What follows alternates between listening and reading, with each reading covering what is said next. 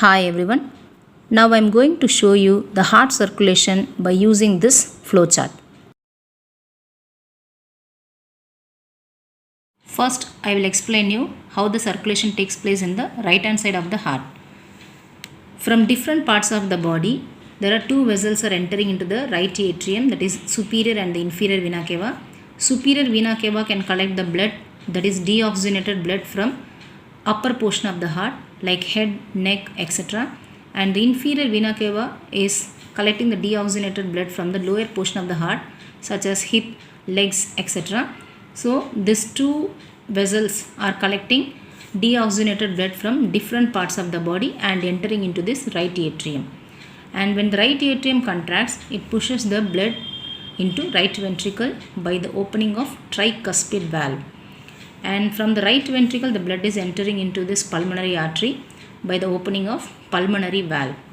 And from the pulmonary artery, it goes to each lung. That is, the pulmonary artery divides into two, and it goes to each lung for purification or oxygenation. Where the oxygenation is taking place, that is in the alveoli.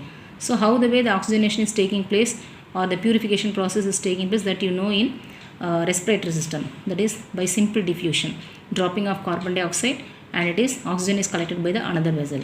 It is taking place inside the alveoli, hence it is also called as air sacs. It is a place where the exchange of gases takes place.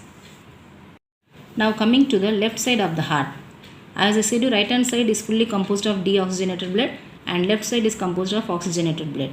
Now after the blood is oxygenated, that is after the purification, that means the impure blood now it gets purified, and now we are calling it as a pure blood or oxygenated blood that can be collected by this two veins called as pulmonary veins. So each arising from each lung, and it goes to the left atrium. The oxygenated blood is collected from the lungs and it is taken into the left atrium through pulmonary vein. And the left atrium, when it contracts, it pushes the blood to the left ventricle by the opening of bicuspid or mitral valve. This bicuspid valve is otherwise known as mitral valve.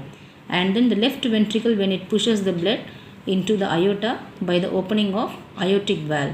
From aorta, it has different branches and it goes to different parts of the body. That means it supplies oxygenated blood to different parts of the body.